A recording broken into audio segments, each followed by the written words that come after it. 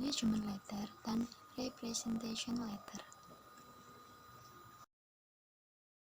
Anggota kelompok saya yang pertama, Vira Ayu Santi dengan NIM 185274, dan yang kedua Arhayu Lianatu Soliha dengan NIM 185281. Pertama, di sini akan membahas tentang manajemen letter.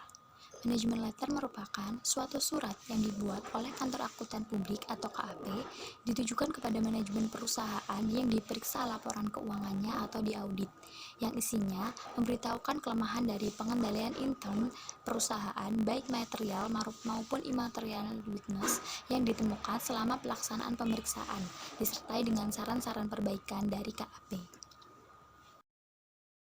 Untuk mempelajari dan mengevaluasi pengendalian intern, akuntan publik bisa menggunakan yang pertama, internal control questionnaires atau pertanyaan-pertanyaan yang digunakan KAP untuk mengevaluasi dan memahami pengendalian intern suatu perusahaan. Yang kedua, yaitu flowchart, menggunakan arus dokumen dalam memproses suatu transaksi dari awal sampai akhir dengan menggunakan simbol-simbol tertentu. Dan yang ketiga, menggunakan naratif memo atau penjelasan tertulis dari sistem dan prosedur akuntansi. Dari ketiga cara tersebut, akuntan publik akan mendapatkan suatu gambaran mengenai pengendalian intern yang ada di perusahaan secara teoritis. Hal tersebut masih harus dibuktikan lebih lanjut dengan menggunakan compliance test atau tes ketaatan. Dalam compliance test, yang diperiksa adalah yang pertama, transaksi pengeluaran kas, yang kedua, transaksi penerimaan kas, yang ketiga, transaksi penjualan, yang keempat, transaksi pembelian, yang kelima, transaksi pembayaran gaji, dan yang keenam, transaksi koreksi atau penyesuaian. Setelah melakukan compliance test, akuntan publik harus menarik kesimpulan mengenai kebaikan-kebaikan dan kelemahan-kelemahan yang terdapat dalam pengendalian intern perusahaan. Kemudian, hasil temuan tersebut harus diberitahukan kepada manajemen perusahaan beserta saran-saran perbaikannya dalam sebuah surat yang disebut manajemen letter. Membuat manajemen letter yang baik. Yang pertama, manajemen letter harus tepat waktu atau timely, sehingga perusahaan masih sempat melakukan perbaikan-perbaikan dalam pengendalian intern. Jika manajemen letter terlambat diberikan, kemungkinan besar kelemahan-kelemahan dalam pengendalian intern sudah mengakibatkan terjadinya kesalahan dan kecurangan yang merugikan perusahaan. Yang B, manajemen letter harus berisi saran-saran yang bermanfaat dan bisa diterapkan. Yang C, komentar dan saran-saran dalam manajemen letter tidak boleh menggunakan sesuatu yang surprise. Untuk itu, sebelum konsep manajemen letter harus diskusikan dulu dengan manajemen perusahaan dan bagian yang berkaitan dan dimintakan komentar dari manajemen. Yang ke-D, manajemen letter harus ditulis dengan menggunakan bahasa yang baik, halus, dan tidak menyinggung perasaan orang lain. Yang ke-E, kelemahan dan saran yang diberikan bisa diurut berdasarkan urutan-urutan pos neraca dan laba rugi, atau menurut hal-hal yang paling penting yang memerlukan perhatian khusus dari manajemen dan perlu penanganan secepat mungkin. F, saran-saran yang diberikan harus sesuai dengan kondisi-kondisi bisnis perusahaan dan harus menunjukkan kemauan baik kantor akuntan publik untuk membantu pengembangan usaha perusahaan. Yang G, pada bagian akhir manajemen letter, jangan lupa untuk mengucapkan terima kasih kepada manajemen dan seluruh staf perusahaan atas segala bantuan dan kerjasama yang diberikan mereka selama akuntan publik melaksanakan pemeriksaannya. Manfaat manajemen letter yang pertama untuk klien. A, dapat mengetahui kelemahan-kelemahan yang terdapat dalam pengendalian intern perusahaannya. Yang B, dalam mengambil tindakan-tindakan perbaikan untuk mengatasi kelemahan-kelemahan tersebut berdasarkan saran-saran yang diberikan dalam manajemen letter, sehingga bisa mengurangi kemungkinan terjadinya kesalahan dan kecurangan di dalam perusahaan. Yang kedua adalah manfaat untuk KAP.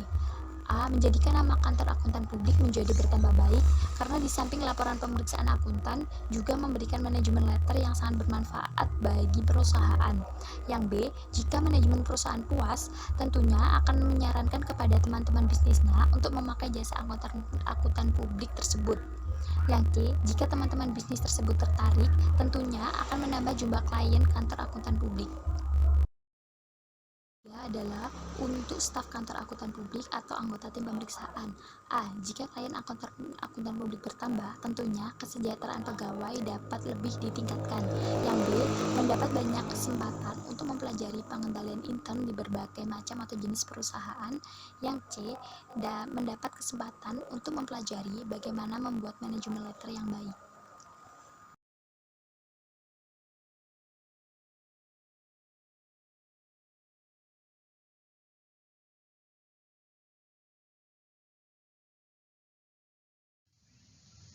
Selanjutnya saya akan menjelaskan surat pernyataan langganan atau Client Representation Letter.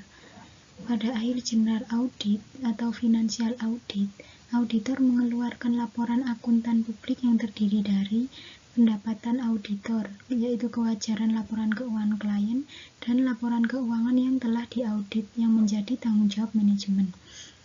Sebelum laporan audit diserahkan kepada klien, auditor meminta surat pernyataan langganan dari klien. Klien harus memberikan surat pernyataan langganan dan surat pernyataan langganan itu ditandatangani pejabat yang berwenang atau Direktur Keuangan dan Akuntansi atau Direktur Utama di titik atas kop surat klien walaupun konsep surat tersebut disiapkan oleh KAP. Tanggal surat pernyataan langganan yaitu sama dengan tanggal selesainya pemeriksaan lapangan, audit field work, dan tanggal lapangan akuntan publik. Menunjukkan sampai batas waktu mana auditor harus menjelaskan hal atau kejadian penting sesudah tanggal neraca. Client Representation Letter adalah surat pernyataan langganan surat yang dibuat oleh klien ditunjukkan kepada kantor akuntan publik yang berisi pernyataan mengenai beberapa hal yang penting antara lain 1.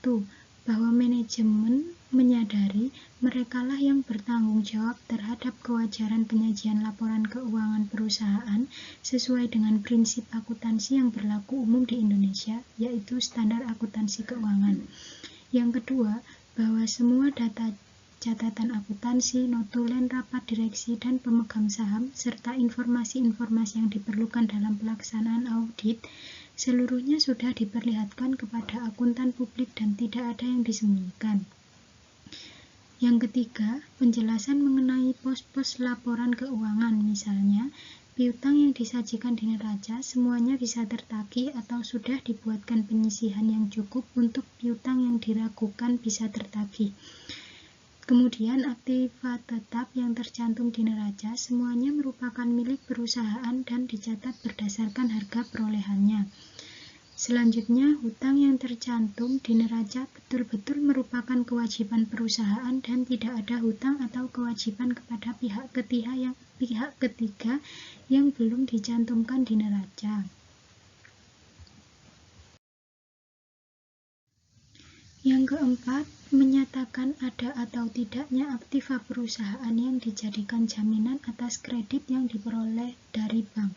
Jika ada aktiva yang dijadikan jaminan, harus dijelaskan aktiva apa saja yang dijaminkan dan dijaminkan kepada siapa. Yang kelima, yaitu menyatakan ada atau tidaknya kewajiban bersyarat per tanggal neraca. Kalau ada, harus dijelaskan dalam bentuk apa. Kemudian kewajiban bersyarat merupakan kewajiban perusahaan kepada pihak ketiga yang mungkin terjadi, mungkin juga tidak terjadi, tergantung pada kejadian di periode yang akan datang. Yang keenam, menyatakan ada atau tidaknya transaksi-transaksi hubungan istimewa dengan perusahaan induk atau perusahaan afiliasi. Jika ada hubungan transaksi istimewa, misalnya dalam bentuk pembelian atau penjualan barang dagangan antar perusahaan dalam satu grup, maka harus dinyatakan bahwa transaksi tersebut dilakukan dengan harga pasar yang wajar, dan harus dijelaskan juga beberapa jumlah transaksi tersebut. Yang ketujuh, yaitu menyatakan ada atau tidaknya kejadian penting sesudah tanggal neraca yang mempunyai pengaruh penting atau material terhadap kewajaran laporan keuangan. Misalnya terjadi kebakaran sesudah tanggal neraca namun sebelum laporan akuntan diterbitkan. Kegunaan client representation letter yaitu sebagai bukti di pengadilan terkait dengan kesalahan pencatatan yang dilakukan klien atau klien tidak mencatat transaksi secara keseluruhan atau bukti yang disembunyikan, tidak diperhatikan sehingga pihak tertentu menggunakan laporan keuangan klien dan dirugikan dan mengajukan tuntutan kepada pengadilan.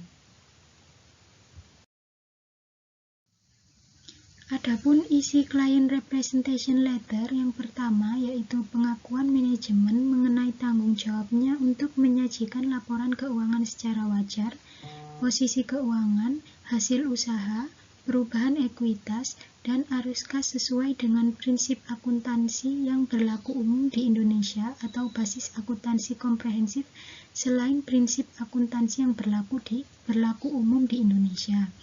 Yang kedua, tersedianya catatan keuangan dan data yang berkaitan. Yang ketiga, kelengkapan dan tersedianya semua notulen rapat pemegang saham, direksi, dan dewan komisaris. Yang keempat, tidak terdapat kesalahan dalam laporan keuangan dan transaksi yang tidak tercatat. Yang kelima, informasi mengenai transaksi antara pihak yang memiliki hubungan istimewa dan piutang atau utang antar pihak yang memiliki hubungan istimewa. Kemudian yang keenam, ketidakpatuhan dengan pasal-pasal perjanjian kontrak yang mungkin berdampak terhadap laporan keuangan. Yang ketujuh, informasi mengenai peristiwa kemudian. Yang kedelapan, ketidakberesan yang melibatkan manajemen dan karyawan.